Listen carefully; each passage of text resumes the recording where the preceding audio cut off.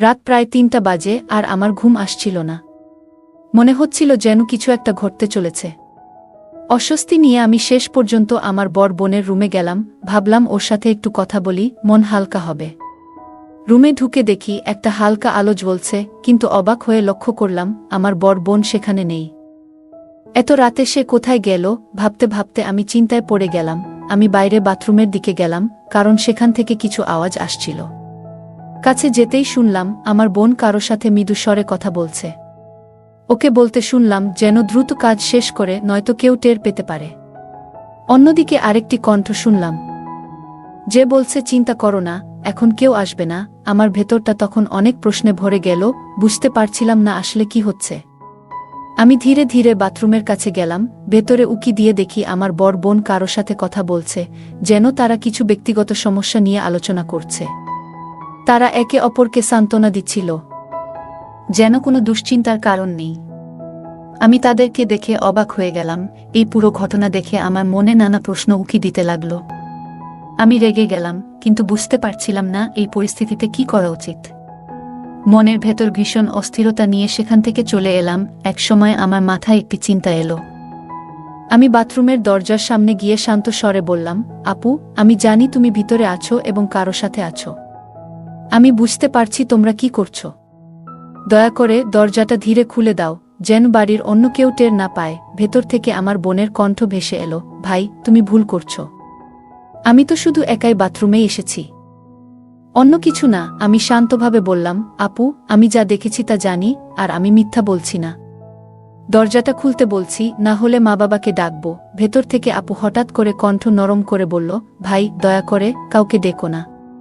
আমি দরজা খুলছি। কিছুক্ষণ পরে আপু ধীরে ধীরে দরজা খুলল। সেই মুহূর্তে আমি বুঝতে পারলাম ওখানে আরও কেউ ছিল।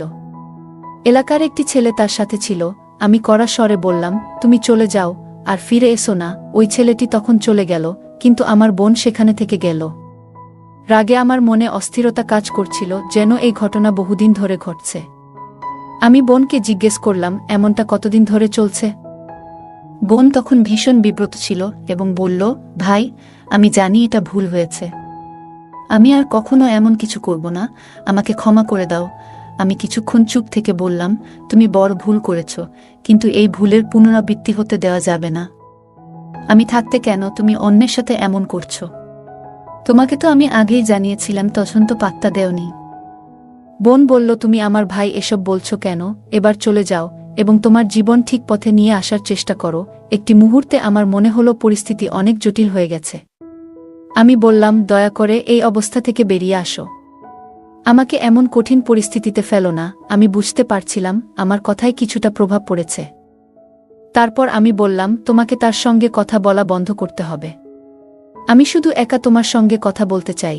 আপু, তোমার জন্যে আমি সব করতে রাজি আছি। এরপর আমি বললাম, তোমার যা ইচ্ছে তা করো, কিন্তু সঠিক সিদ্ধান্ত নাও, না হলে আমি মা বাবাকে সবকিছু জানাবো। আমার বর বোন তখন শান্তভাবে বলল, নাহিদ, আমি তোমার বর বোন, ভুল বুঝছো। আমি বললাম, তুমি আমাকে ছোট মনে করতে পারো, কিন্তু আমি সব বুঝি। আমাকে নিয়ে ভুল সিদ্ধান্ত নিও না। এই মুহূর্তে আমি খুব বিরক্ত, তবু আমি এখানে তোমার সাহায্যের জন্য এসেছি। আমি ওর হাত ধরে বললাম, তোমার পরিস্থিতি খুবই কঠিন, কিন্তু আমি তোমার পাশে আছি। তুমি শুধু আমাকে সময় দেও। আমার কথায় রাজি থাকলে আমাকে এখনই জানাও। আমার বড় বোন কিছুক্ষণ চুপ থাকল, তারপর বলল, এখন বলবো না, কাল বলবো। আমি জোর দিলাম, না, এখনই আমাকে বলো। কাল হতে অনেক দেরি হয়ে যাবে। সে বলল, দয়া করে আমাকে একটু সময় দাও, আমি সবকিছু ঠিকঠাক করব। এই কথাগুলো শুনে আমি চিন্তিত হয়ে বিছানায় ফিরে গেলাম। সারা রাত ঘুমাতে পারলাম না। আমার বোনের কথাগুলো বারবার মনে হচ্ছিল। সে কিভাবে এমন কাজ করতে পারে? এতদিন আমি শুধু সন্দেহ করছিলাম, আজ তা সত্য হলো। সকালে যখন ঘুম ভাঙল, দেখি আম্মা নাস্তা তৈরি করে রেখেছেন। আমার কাছে নাস্তা করতে বসে ভাবতে লাগলাম কিভাবে এই পরিস্থিতির সমাধান করা যায়। নাস্তার পর বর বোনের রুমে গিয়ে দেখি ও তার ছোট ছেলেকে নাস্তা দিচ্ছে। আমাকে দেখে আপু একটি হাসি দিল। মনে হলো সে আমার কথায় রাজি ছিল। এটা দেখে মনে হলো জীবনের কিছু ব্যাপার সবসময় জটিল থাকে, কিন্তু আমরা একে অপরকে সাহায্য করে তা কাটিয়ে উঠতে পারি। একদিন দোকানে বসে কাজ করছিলাম। আমার ছোট ভাই দোকান খুলে বসেছিল। হঠাৎ তাকে বললাম, তুমি জানো আমাদের গ্রামে একটা মেয়ে আছে, তার নাম প্রিয়া। সে খুব সুন্দর, মাঝে মাঝে আমার দোকানে আসে কিছু জিনিস কেনার অজুহাতে। আমার কথা শুনে ছোট ভাই হেসে বলল, তোমার প্রিয়ার সাথে একটু কথা বলার প্রয়োজন আছে নাকি? আমি হেসে বললাম, আজ বাসায় ফিরে একটু ভাবতে হবে। বাড়িতে পৌঁছে দেখি ফোনে মেসেজ এসেছে প্রিয়ার থেকে। সে বলল, নাহিদ, তোমাকে অনেক মিস করছি, আমার সাথে দেখা করার চেষ্টা করো। সারাদিন তোমার কথা ভেবেছি। আমি উত্তর দিলাম, আমিও তোমাকে মিস করছি, কিন্তু এখানে গ্রামের পরিবেশ, সহজে দেখা করা যায় না। প্রিয়া তখন বলল, আমার কাছে একটা ভালো আইডিয়া আছে। আমি আগ্রহ নিয়ে জিজ্ঞেস করলাম, কি ধরনের আইডিয়া? সে বলল, তোমার বাড়ির পেছনের আখের জমি রয়েছে, সেখানে দেখা করতে পারো। আমরা সেখানে শান্তিতে কথা বলতে পারবো। সেখানে শুধু তুমি আর আমি থাকব, কেউ আমাদের বিরক্ত করবে না। এই প্রস্তাবে আমি একটু বিব্রত ছিলাম, কারণ গ্রাম ছোট, সবাই সবকিছু দেখে ফেলে। কিন্তু প্রিয়ার সাথে দেখা করার সুযোগটা মিস করতে চাইনি। প্রিয়া খুব সুন্দরী ছিল, এতটাই যে গ্রামের অন্য ছেলেরা সবসময় ওর আশেপাশে ঘুরঘুর করত। আমি ভেবেছিলাম, যদি কিছু বুঝতে পারে তবে লোকেরা অনেক কথা বলবে। তবে আমি প্রিয়াকে বললাম, আমাদের খুব সাবধানে চলতে হবে। আমি চাই না আমাদের সম্পর্ক নিয়ে এখনই কেউ সন্দেহ করুক। প্রিয়া বলল, নাহিদ, আমরা কি অন্য কোনো নিরাপদ জায়গায় দেখা করতে পারি? তোমাকে আমি খুব মিস করছি, তোমার কাছে যেতে চাই। আমার তোমার সাথে কিছু গুরুত্বপূর্ণ কথা আছে। আর হ্যাঁ, পরিবারের লোকেরা আমার জন্য বিয়ের প্রস্তাব খুঁজছে। তারা চায় আমি শিগগিরই বিয়ে করি। আর আমি তোমার কথাই ভাবছি। আমি জানতাম প্রিয়া আমাকে ভালোবাসে, আমিও তাকে ভালোবাসতাম, তবে জীবনে তখনও অনেক কিছু করার ইচ্ছে ছিল। তাই বিয়ের মতো বড় সিদ্ধান্ত নিতে চাইছিলাম না। আমি বললাম, প্রিয়া, এখনো আমাদের জীবনে অনেক চ্যালেঞ্জ আছে। আমার দোকান ছোট, আলো তেমন ভালো না। সংসার চালানোর জন্য নিজেকে আগে শক্তভাবে গড়ে তোলা দরকার। তারপর আমি অবশ্যই তোমার বাসায় বিয়ের প্রস্তাব পাঠাবো।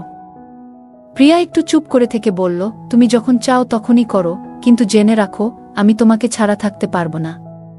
আল্লাহর কসম, তুমি যেভাবেই রাখো, আমি রাজি আছি। তার কণ্ঠে ভরসা আর ভালোবাসা ছিল, আর আমিও তাকে সত্যিই ভালোবাসতাম। কিন্তু ভেতরে ভেতরে ভাবছিলাম, জীবনে কতজনই তো বিয়ে করে তারপর দূরে কোথাও কাজ করতে চলে যায়, আর তাদের স্ত্রীগুলো একা থেকে যায়, অন্য কারো সাথে গোপনে সম্পর্কে লিপ্ত হয়। তাই আমি প্রিয়াকে বুঝিয়ে বললাম, এখনই তাড়াহুড়ো করো না। আমি চাই আমাদের ভবিষ্যৎটা ভালো হোক। একটু সময় দাও, আমি যখন নিজের পায়ে দাঁড়াবো তখন তোমাকে বিয়ে করব, ইনশাল্লাহ। আর তোমাকে আমি আমার সাথে রাখব সব সময়। প্রিয়া আমার দিকে তাকিয়ে বলল, ঠিক আছে নাহিদ, আমি অপেক্ষা করব। তুমি রাতের বেলা আসবে, আমি তোমার অপেক্ষায় থাকব। আর একটা কথা, তোমার ছোট কোনো ছবি থাকলে দিও, আমি তা বুকের কাছে রাখব, যেন তোমার কথা মনে হয় সবসময়। আমি ভাবতে শুরু করলাম, গ্রামের জীবন ও সম্পর্কগুলো যেন এক অন্যরকম বাস্তবতা। প্রিয়া বলেছিল, নাহিদ, আমি তোমার সাথে দেখা করতে চাই। তুমি আমার জন্য একটা ছোট ছবি নিয়ে এসো, যেন সবসময় তোমার কথা মনে হয়। আমি বললাম, ঠিক আছে, এবং ওর জন্য ছোট্ট একটা পাসপোর্ট সাইজ ছবি নিয়ে দোকানে ফিরলাম। প্রিয়া তখন বলল, এই ছোট ছেলেটিকে মোবাইলটা নিতে পাঠাও। আমি বললাম, ঠিক আছে, এবং ছোটকে দোকানে পাঠালাম। আমার মনে একটা প্রশ্ন ঘুরপাক খাচ্ছিল, কেন যেন আমার আশেপাশে থাকা মানুষগুলোকে এত আকর্ষণীয় মনে হয়, বিশেষত যারা আমার দোকানে আসে। গ্রামের সবাই আমার এই রুচি সম্পর্কে জানত এবং এটা নিয়ে অনেকেই মজা করত। দুপুরে খাবারের জন্য আমি বাড়িতে এলাম, কিন্তু মা তখনও রান্না শেষ করেননি। মা আমাকে বলল, ছোটকে কেন পাঠাসনি? আমি বললাম, মা, ছোটটা কাজে ব্যস্ত ছিল, তাই নিজেই আসলাম। এরপর আমি আমার দুই বোনের ঘরে গেলাম। ছোট বোন সেখানে ছিল না, কিন্তু বড় বোন ছিল। আপু হঠাৎ আমাকে বলল, ভাই, আমি একজনকে পছন্দ করি। আমি বললাম, হ্যাঁ, আমি জানি সেই ছেলেটা তো। কিন্তু সে বলল, না, সে নয়, সে অন্য কেউ, আমাদের সম্প্রদায়ের না। আমি বেশ অবাক হলাম। তাহলে তুমি তার সাথে কেন দেখা করো? প্রিয়া কিছুটা অস্বস্তিতে বলল, ভাই, সে আমার কিছু চাহিদা পূরণ করে, আর আমি তাকে অস্বীকার করতে পারিনি। কিন্তু সত্যি বলতে, আমি তাকে বিয়ে করতে চাই না। আমি কিছুটা বিরক্ত হয়ে বললাম, তাহলে কেন এমন কিছুতে নিজেকে জড়াও যেটা তুমি চাইছো না? প্রিয়া উত্তরে বলল, ভাই, আমি আসলে অন্য একজনকে পছন্দ করি, আর আমি তাকে বিয়ে করতে চাই। কিন্তু সমস্যাটা হলো, সে আমাদের সম্প্রদায়ের নয়। মা বাবা এটা মেনে নেবেন না। আমার মনের মধ্যে চিন্তার ঝড় চলতে লাগল। আপু যে এইভাবে একটা সম্পর্ক নিয়ে এত সিরিয়াস হয়ে উঠেছে, এটা ভাবতেই পারিনি। সে আমাকে বলল, ভাই, মা বাবার সাথে কথা বলো। আমি তাকে বিয়ে করতে চাই। আমি বললাম, প্রিয়া, এই ধরনের বড় সিদ্ধান্তে খুব সাবধানে নিতে হবে। তুমি ভেবে দেখেছ তো ভবিষ্যতে এটা কি রকম প্রভাব ফেলতে পারে? আমার মনে প্রশ্ন উঠল, এখন আমরা কিভাবে ভাবছি যে আমাদের পরিবার থেকে কাউকে অন্য কারো হাতে তুলে দেব?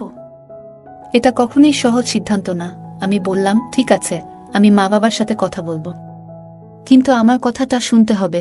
কিন্তু সে বলল, না ভাই, আগে কথা বলো, তারপর অন্য কিছু চিন্তা করো। আমি বললাম, দিদি, দয়া করে এ বিষয়ে এখনই এত তাড়াহুড়ো করো না, সময় লাগবে, তুমি আমাকে আজকে সময় দেও। সে পাল্টা বলল, না ভাই, আজ রাতেই আমি কথা দিয়েছি, তাই আমার প্রেমিকের সাথে দেখা করতেই হবে। আমি কিছুটা হতবাক হয়ে বললাম, প্রিয়া, তুমি এমনভাবে কথা বলছো কেন? আমি তোমার ছোট ভাই। সে হাসি মুখে বলল, হ্যাঁ, তুমি আমার ছোট ভাই, আর আজ তুমি আমাকে পরিচালনা করছো। দয়া করে আজ আমাকে একটু সময় দাও, পরে আমরা মিলে সব ঠিক করব। সে মেনে নিল এবং বলল, ঠিক আছে, তবে একটা শর্ত আছে। আমি তাকে প্রতিশ্রুতি দিলাম যে আমরা মা বাবার সাথে কথা বলবো, তবে যাতে সবাই মেনে নিতে পারে। সে আশ্বস্ত হয়ে বলল, ঠিক আছে ভাই, আশা করি সবকিছু ঠিকঠাক হবে। আমি জানি। এদিকে আমি তাকে বললাম, আজকের দিন একটু শান্ত থাকো, যদি দেখা করতেই হয় তাহলে পরে দেখা করো, আমি সারা রাত অপেক্ষা করতে পারবো। সে বলল, ঠিক আছে, আমি রাত 1টায় আসব এবং কিছু সময় তোমার সাথে কাটাবো। এই গল্পের দ্বিতীয় পার্ট চাইলে কমেন্টে জানাও। তাহলে দ্বিতীয় পার্টটি দিব। গল্পটা কেমন লাগলো জানাতে ভুলবে না। আরও মজার মজার রোমান্টিক গল্প শুনতে চাইলে ভিডিওটি লাইক, শেয়ার এবং চ্যানেলটি সাবস্ক্রাইব করতে এবং বেল আইকনটি ক্লিক করতে ভুলবে না। ধন্যবাদ।